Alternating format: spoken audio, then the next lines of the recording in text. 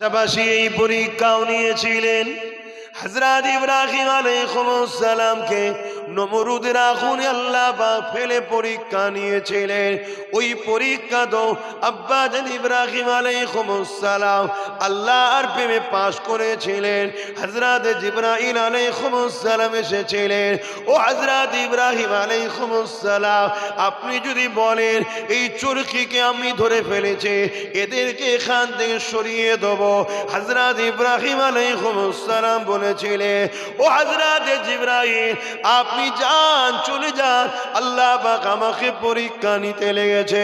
আমার আল্লাহ যদি আমাকে নিজে কুদরতি ক্ষমতায় বাঁচায়, তিনার ক্ষমতা রয়েছে বাঁচাবার। আর যদি আল্লাহ ইব্রাহিমকে নমরুদের আগুনে পুড়িয়ে প্রেমের পরীক্ষা লায়, আমি আমার আল্লাহকে এত ভালোবাসি, একটা জান নয়, আবার যদি আল্লাহ জান দেয়, 1000 বার আল্লাহর প্রেমে আমি পুড়তে রাজি আছি। আরো জোরে বলুন সুবহান। আল্লাহর রাজির জন্য ইব্রাহিম সাল্লাল্লাহু আগুনে পুড়তে রাজি। আর আল্লাহ নবী বলছেন কোরআনের মাহফিলে যারা বসে তাদের উপরে আল্লাহ রাজি হয়। আমরা কিন্তু বসতে পারছি না। তাহলে ভাবতে হবে আমরা কোন জায়গায় পৌঁছে গেছি।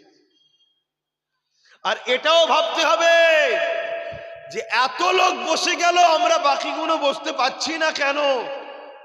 এমনও তো হতে পারে যে আল্লাহ তোদেরকে পছন্দ করেন না যে আমার জান্নাতের বাগানে বস।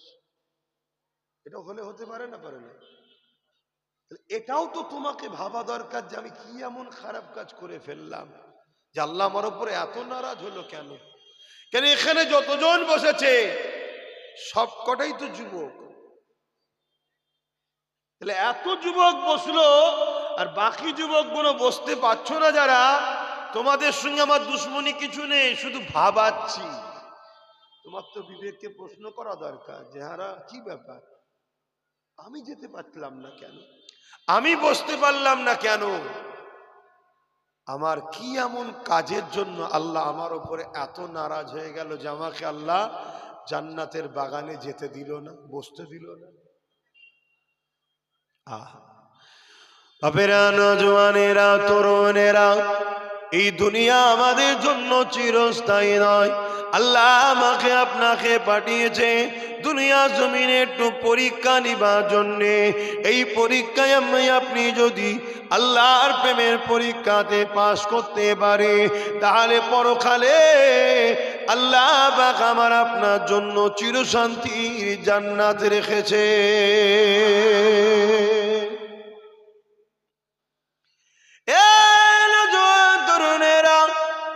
আল্লাহ কাউকে জানের পরীক্ষা নাই, আল্লাহ কারো ধন দৌলতের পরীক্ষা নাই, আল্লাহ কাউকে বিমাতে পরীক্ষা নাই, আল্লাহ কাউকে গরিব করে পরীক্ষা নাই, আল্লাহ কারো সন্তান কেড়ে নিয়ে পরীক্ষা নাই, আল্লাহ কাউকে সন্তান দিয়ে পরীক্ষা নাই। মনে রেখে দেবে এই দুনিয়ার প্রতিটা সেকেন্ডে তোমার আমার জন্য পরীক্ষা রয়েছে। এই পরীক্ষায় তোমাকে আমাকে প্রতিটা কদম যেন আল্লাহর পক্ষে পড়ে, রসুলের পক্ষে পড়ে, আল্লাহ রসুলের বিপক্ষে যেন না পড়ে যায়, এটা তোমাকে আমাকে ভাবতে হবে। যদি এইভাবে তুমি আমি প্রতিটা পদক্ষেপ আল্লাহ রসুলের পক্ষে যেতে পারি, তাহলে কবরও চিন্তা নাই, আখিরাতও চিন্তা নাই।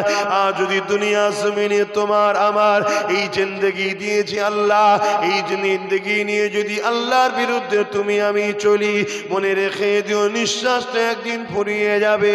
ওই কবরের জমিনে তুমি আমি একা হয়ে যাব। ওই কবরের জমিনে 99টা আল্লাহ সাপ দেবে, জাহান্নামের গর্ত করে দেবে। সেই দিন কিন্তু তোমার আমার রেহাই পাবার আর কোনো রাস্তা থাকবে না।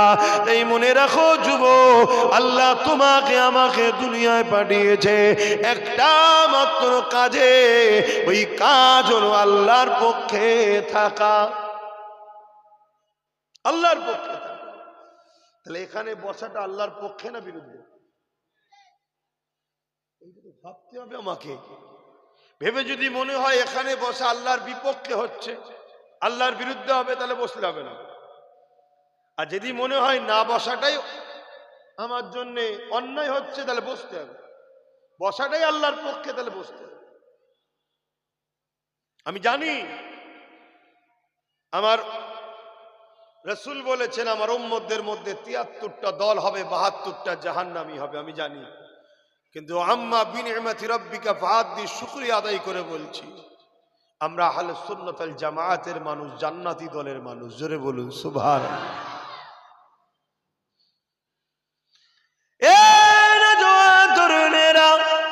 কিন্তু আজ আমাদের এত দুরবস্থা কেন? কেন আমরা ইসলাম থেকে এত দূরে সরে গেছি? কারণ হলো এটাই, আমরা ইসলামকে সহজে পেয়েছি, এই জন্য ইসলামের উপরে আমাদের গুরুত্ব বড় কম হয়ে গেছে। কিন্তু আজকে যদি আমরা সাহাবা হুজুরদের মতো কষ্ট করে ইসলামকে পেতাম, ওলিয়া উলিয়াদের মতো কষ্ট করে ইসলামকে পেতাম, তাহলে ইসলামের গুরুত্ব আমার আপনার কাছে অনেকটা হতো। মনে রাখবেন, এই ইসলাম আমডাঙ্গাতে এমনি এমনি চলে আসে না গো।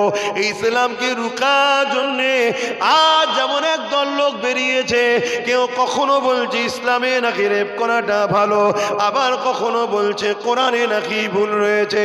কেউ মুসলমানদেরকে হত্যা করছে, কেউ মসজিদ ভাঙছে, কেউ মাদ্রাসা ভাঙছে। এটা তো সামান্য দেখছেন, এর আগে ইসলামের উপরে হাজারো জুলুম অত্যাচার হয়েছে। মনে রাখবেন, আমার নবীর প্রিয় সাহাবাগুলোকে ধরে ধরে ধরে ধরে শুলির ওপরে চাপিয়ে দিয়ে জালিমরা হত্যা করেছে। কিন্তু সাহাবা হুজুররা জীবন দিয়ে দিয়েছে, তথাপি আল্লাহ রসুলকে ছাড়েনি। কলেমার বাণী, তাওহীদের বাণী, রিসালাতের বাণী, ইনসাফের বাণী, মানবতার বাণী, মানুষের অধিকারের কথা, গরিব দুঃখীদের অধিকারের কথা, সত্য কথা আল্লাহর কোরআনের মেসেজ তোমার আমার কাছে তারপরে সে পৌঁছেছে।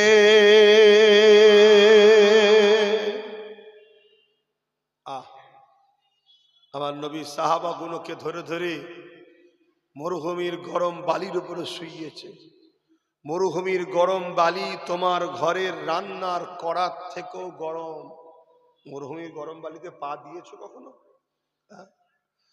সেই গরম বালির উপরে শুয়ে বুকের উপরে ভারী পাথর চেপিয়ে দিয়েছে, দিয়ে বলেছে ইসলাম ছেড়ে দে।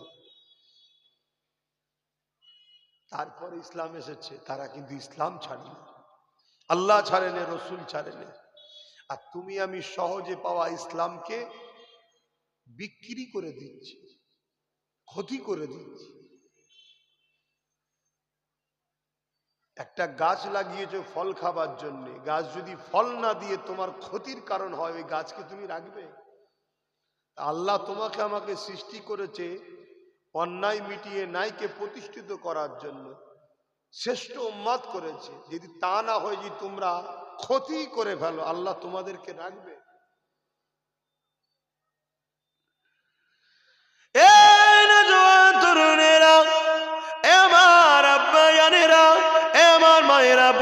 পরিবর্তন আর বোঝার চেষ্টা করেন। আল্লাহ নবী কত কষ্ট করেছে এই দিনের জন্যে, ইতিহাসের পাতায় রয়েছে।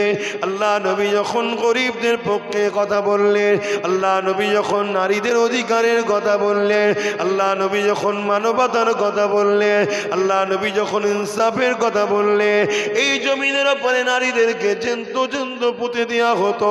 আল্লাহ নবী বললেন না, তাদেরকে পুঁতে দিও না, কারণ নারী অশুভ নয়। আল্লাহ নবী জানিয়ে দিলেন, কারো ঘরে যদি প্রথম কন্যা সন্তান হয়, এর মানে ওই নারীর বাবাকে মহান আল্লাহ নারী পাঠিয়ে জান্নাতের খবর দিয়ে দিয়েছে। আল্লাহ নবী আরো জানান, কারো ঘরে যদি একটা নারী হয়, এক একটা নারী এক একটা জান্নাত। আল্লাহ নবী আরো জানান, কারো ঘরে যদি দুটো কন্যা সন্তান হয়, ওই দুটো কন্যা সন্তানকে ওই বাপ যদি লালন পালন করে তার বিবাহ নেকা দিয়ে দিতে পারে, আমি রাসূলুল্লাহ জানিয়ে দিই, কিয়ামতের দিন ওই বাপকে শাফাআত করে আল্লাহর জান্নাতে নিয়ে যাব। আল্লাহ নবী আরো জানায়, কোন বাপ যদি তিনটে কন্যা পায়, ওই তিন কন্যা সন্তানকে বাপ যদি নারাজ না হয়, মন বেজার না করে, খারাপ না মনে করে, আল্লাহ দিয়া নিয়ামত করে স্নেহ মমতা ময়া দিয়ে ওই তিন কন্যাকে লালন পালন করে, ওই বাপ যদি তাদের বিবাহ শাদী দিয়ে দিতে পারে। আল্লাহ নবী দুটো আঙুল তুলে দেখিয়েছে, যেমন পাশাপাশি রয়েছে ওই তিন কন্যার বাবার আমি রাসূলুল্লাহ আল্লাহ জান্নাতে পাশাপাশি থাকিব। তাহলে ইসলাম নারীদেরকে অপমান করেছে না সম্মান দিয়েছে? আপনাদের এই পাশের অর্জুন সিং কি বলল? ইসলামে নাকি রেপ করা ভালো কাজ। শুনেছেন না শুনেন? ঠিক বলেছে তো। জেলে যায়নি কেন? আমাদের দোষ। কাদের দোষ? কেন বাংলায় যে সরকার আছে সেই তো জেল দেবে, সেই সরকার ওদের লোক। আর এই সরকারকে জিতাই কারা? ও যখন বলার সাহস পেল, দেখতে কিছু হয় না, তার কয়েক মাস পরে আবার আর একজন বললো কোরআনে নাকি ভুল আছে। আমাদের সব ঠান্ডা হয়ে গেছে। আমরা দেখুন এই নিয়ে কোনো চর্চা আছে? আর আমার কথা বাদ দেন না, আমি খ্যাপা লোক, রোজ চর্চা করি, খেতে কে শুনবে না শুনবে ওর ধান্দা তো আমি থাকি না। আমি বলি, আল্লাহকে দেখায় আমি বলছি। আবার কিছুদিন পরে দেখবেন আর একজন আর একটা কিছু বড় কথা বলবে। কেন সাহস পাচ্ছে? শাস্তি হয়নি তাই। মুসলমান ঘরে ছেলে মেয়েরা, তরুণেরা, বাপেরা, এটা তো আমাদের জন্য বড় লজ্জা। ইসলামের মতো পবিত্র ধর্ম, যে ধর্ম নারীদেরকে এত সম্মান দিয়েছে, এত স্নেহ করেছে, আল্লাহ নবী নূহ নবী জানিয়ে দিলে কেউ যদি মায়ের জাত নারীদের উপরে জুলুম করে, রেপ করে, আমি রাসূলুল্লাহ জানিয়ে দিই তাকে গলা পর্যন্ত পুঁতে পাথর মারতে মারতে হত্যা করে দাও। কেননা মায়ের জাতকে যে সম্মান জানাতে পারে না, ওই পুরুষটার পুরুষ না, ও সুরাতে সকলে পুরুষ, কিন্তু দুপায়ে হিংস্র পশু হয়ে গেছে। ওর বেঁচে থাকা সমাজের কোনো অধিকার নাই। তাহলে ইসলামের রেপিস্টদের শাস্তি কি? মেরে ফেলা।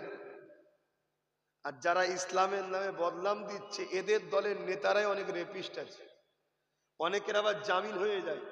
আবার যদি বা কেস হয়, তাহলে বলুন কারা আমার ইসলামের বিরুদ্ধে বলছে? ভাবতে পারছেন? আর এই সব কিছুর কারণ আমাদের দোষ। কি স্বীকার করছেন তো নাকি? আমাদের দোষ আছে না? না, আমাদেরই দোষ, অন্য কারো দোষ দিয়ে লাভ নেই।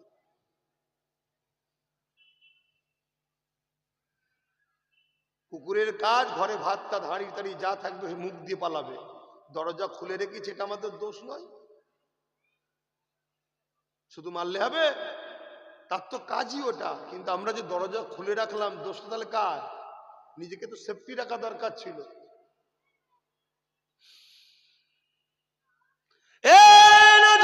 তরুণেরা কেন এত গাফলতি?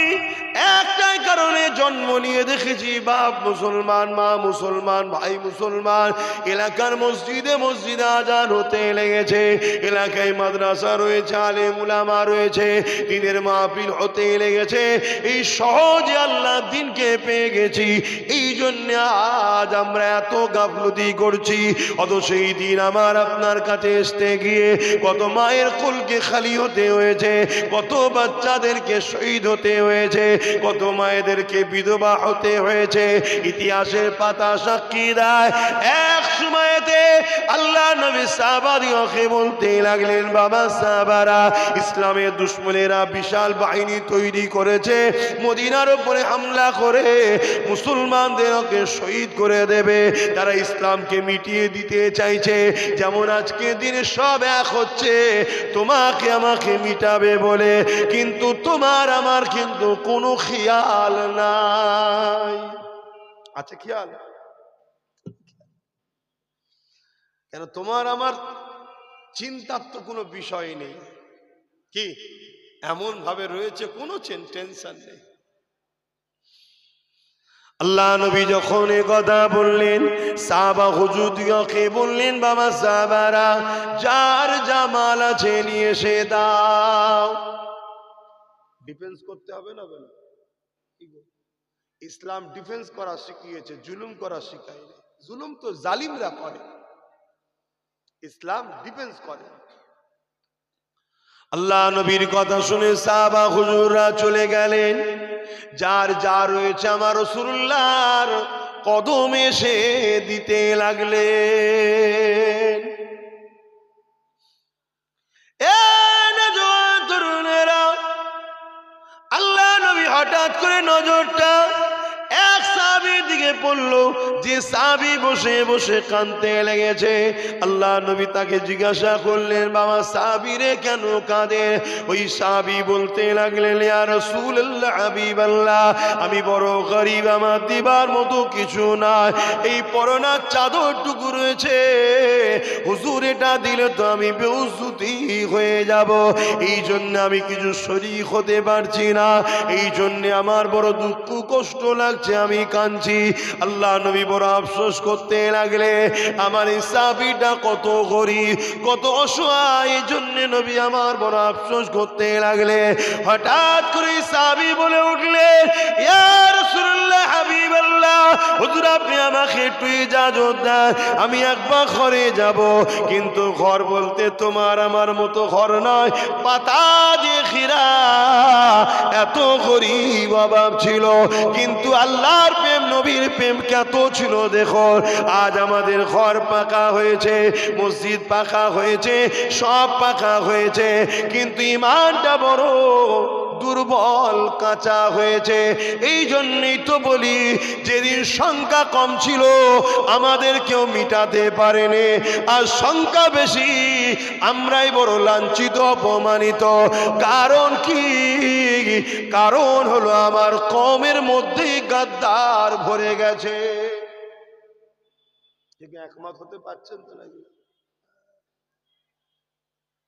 প্রকাশ্য দুশ্মন তো চিনা যায়, কিন্তু কওমের মধ্যে যখন গাদ্দার হয়ে যায় তাকে তো চিনা যায় না। এজন্য আজ আমাদের এই দুর্দশা।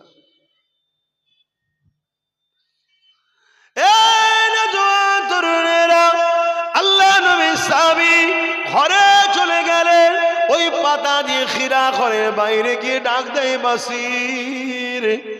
একটা ছোট্ট ছেলে বেরিয়ে এলো, আল্লাহ নবী সাহাবীকে জড়িয়ে ধরল আব্বা জান বলে। অর্থাৎ বাসির এই সাহাবীর সন্তান ছিলেন। বাপ এমন করে বাচ্চাকে আদর করতে লাগে, হঠাৎ করে চোখ দিয়ে পানি বেরিয়ে বেরিয়ে ওই বাচ্চার মাথায় পড়তে লেগেছে। এই দৃশ্যটা দেখে বাচ্চা মাথা তুলে বলে, কেন আব্বা জান আপনি কাঁদতেছেন? আপনি আমাকে মহব্বত করে ভালোবাসেন জানি, কেন এই জমিনের ওপরে আমার আব্বা জান নাই, এই জমিনে আমার আম্মা জান বেঁচে নাই, আমার আম্মা ইন্তেকাল হয়ে গেছে, এই জন্য আপনি আমাকে বড় আদর পিয়ার করে। কিন্তু আব্বা জান আজকের কান্নার কারণটা কি? আল্লাহ নবীর ওই সাহাবী তখন বলতে লাগলে, বাবা বাসির, আল্লাহ নবী দিনের জন্য মাল চেয়েছিল, কিন্তু আমি তোমার বাপ বড় গরীব, আমার দিবার কিছু নাই, এই জন্যে বাবা আমি চিন্তা করেছি আল্লাহ দিনের জন্য আমি আমার জানটাকে ওইখানে দান করে দেব।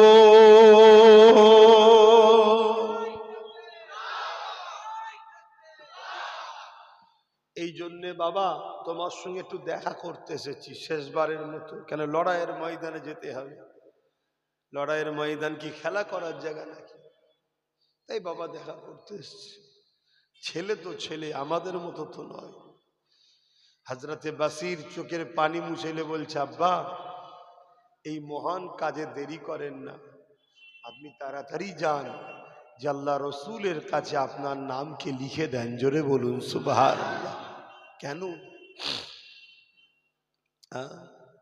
কেননা সাহাবী জানে দুনিয়া তোমার আমার জন্য চিরস্থায়ী নয়। বাপ একদিন চলে যাবে, কবে কবে কেউ জানে না, কিন্তু রাসূলুল্লাহ দিনের জন্য যদি যায় শহীদের মরণ হয়ে যাবে। কিয়ামতের দিনে আমি বাসির আল্লাহ পাকের কাছে বলতে লাগবো, ও রাব্বি আল্লাহ পাক, আমার মা ছিল না, বাপ দিনের জন্য যেতে চেয়েছিল, আমি বাসির কিন্তু আব্বাকে রুখে দিইনি, আপনার দিনের জন্য বাপকে ছেড়ে দিয়েছিলাম। কিয়ামতের দিনে শহীদের বেটা হয়ে উঠব। আর যদি আপনি বিজয় হয়ে গাজী হয়ে আসে, কিয়ামতের দিনে গাজী সন্তান হয়ে উঠব।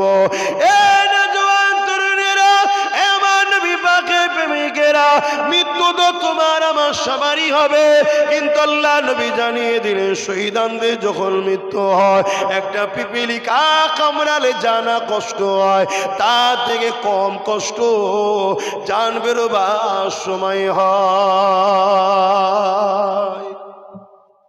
শহীদানের দরজা কতটা, শহীদদের মর্যাদা কতটা, শহীদদের সম্মান কতটা, কিয়ামতের দিন শহীদদের ঘরে যে অবস্থায় শহীদ হয়েছে অবস্থায় উঠানো হবে, আল্লাহ পাক তাদেরকে বেহিসাব জান্নাত দেবে।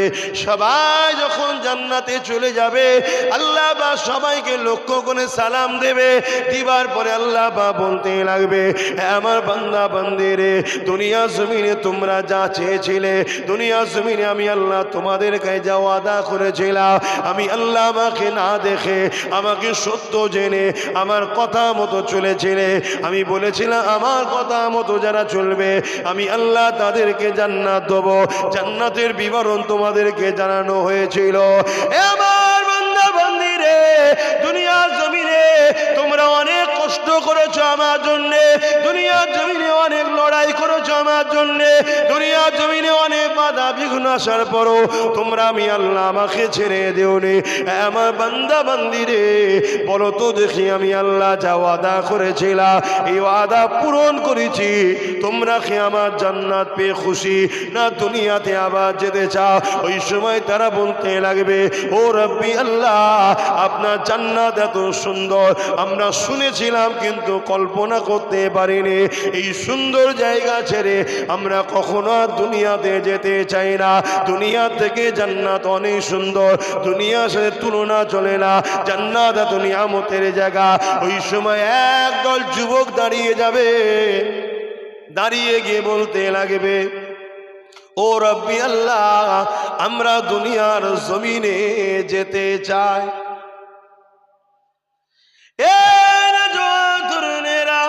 আল্লাহ ওই সময় বলবে, ওরে আমার বান্দা বান্দিরে, কেন কোন জিনিসটা তোমাদেরকে দুনিয়ায় টেনে নিয়ে যেতে চায়? আমার জান্নাতের থেকেও দুনিয়ার কোন জিনিসটা তোমাদের বেশি পছন্দ হয়েছে? ওই সময় বান্দাগণ বলতে লাগবে, ও রব্বি আল্লাহ পাক, আপনার জান্নাত সত্যি খুবই সুন্দর, এত শান্তি জায়গা ছেড়ে কে যেতে চায়? তবে আল্লাহ, দুনিয়া জমিনে এমন একটা মজা পেয়েছিলাম, এই মজা আপনার জান্নাতে নাই, ওই মজার জন্য বারবার দুনিয়ায় যেতে চায়। কি মজা পেয়েছিলে বান্দা?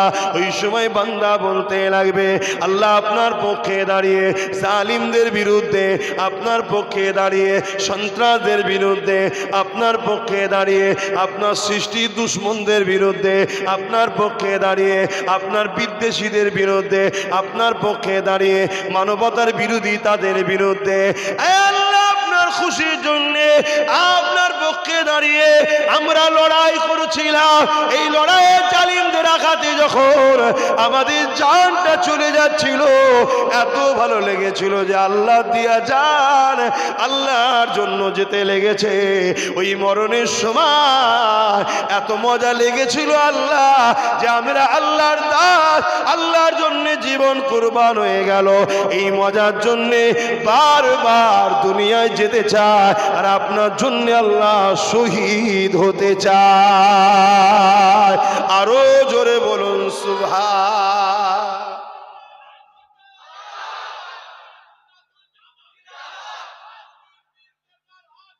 জিন্দাবাদ, আল্লাহ। ভাবছেন এই দুনিয়ায় কিছু লোক আছে আমাদেরকে শুধু শুধু নরম করে রেখে দিয়েছে। জুলুমের বিরুদ্ধে যে লড়াই করার নাম ইসলাম, এই কালচার থেকে আমাদেরকে সরিয়ে দিয়েছে। এটা একটা প্ল্যান। যে মুসলমানকে শুধু তসবিহ দাও, নামাজ পড়ো, রোজা রাখো, জিকির করো, মুসলমান যেন অন্যায়ের বিরুদ্ধে না লাগে। এটা ব্রিটিশরা চক্রান্ত করে খুলেছে, সেই দিন থেকে চলে আসে। প্রায় 100 বছরের পরিকল্পনা এটা। আর 100 বছর আগে দেখুন আমাদের হাতে দুনিয়া ছিল, সুলতান আব্দুল হামিদ সাহেব নেতৃত্ব দিত। এই 100 বছর ধরে আমাদেরকে এক শ্রেণীর মানুষ গুমরা করে দিয়েছে। শুধু নামাজ দিয়েছে, তসবি দিয়েছে, বাবা আল্লাহ আল্লাহ কর, আল্লাহ আল্লাহ কর, আল্লাহ আল্লাহ কর। ইসলামে শুধু নামাজ আছে, আর কিছু নেই। হ্যাঁ, আজান হচ্ছে, শুনতে পাচ্ছ?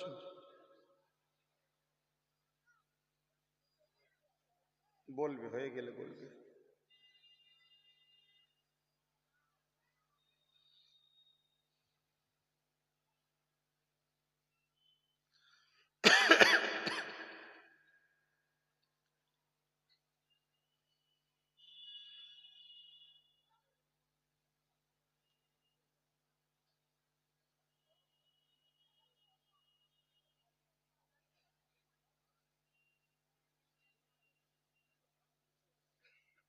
এই মহল্লায় হচ্ছে না?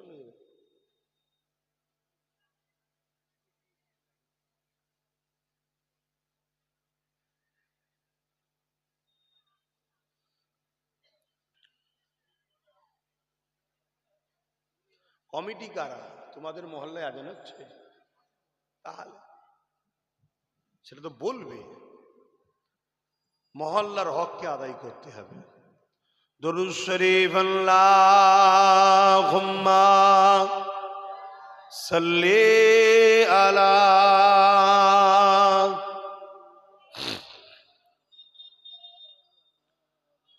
জোরে জোরে পড়েন, ওয়ালা আলে।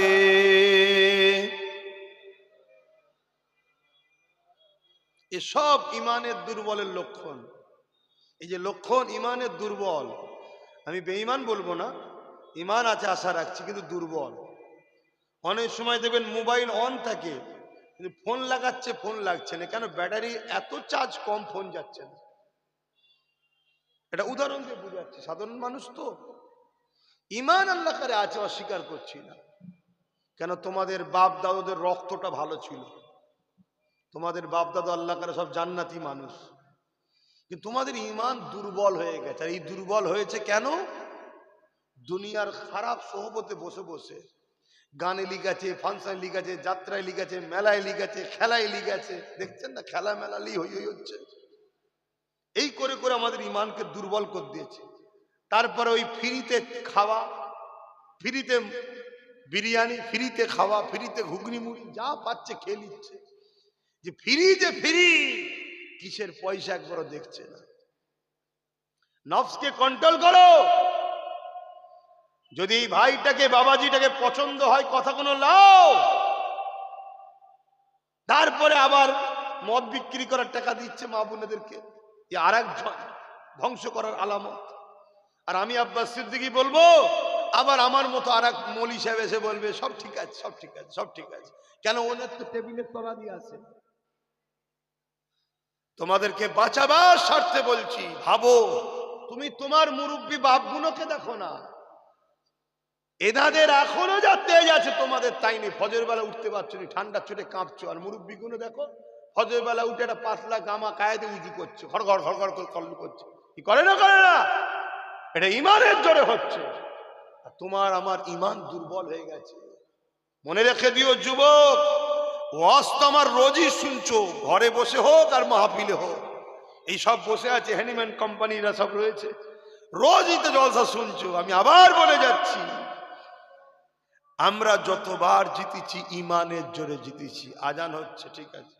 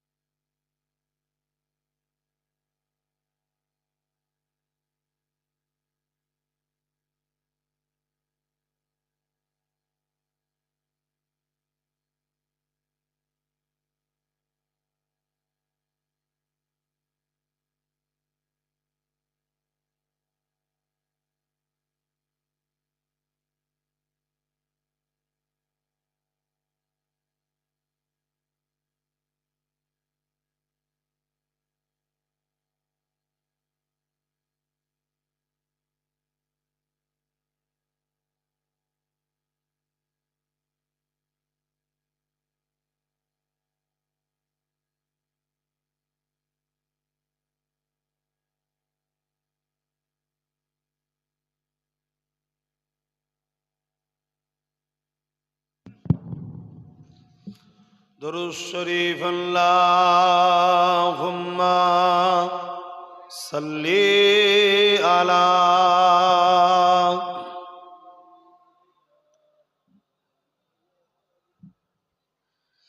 वला आली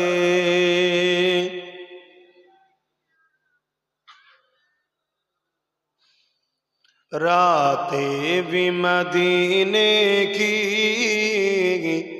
बातें भी मदीने की रातें भी मदीने की बातें भी मदीने की जीने में ये जीना है क्या बात है जीने की।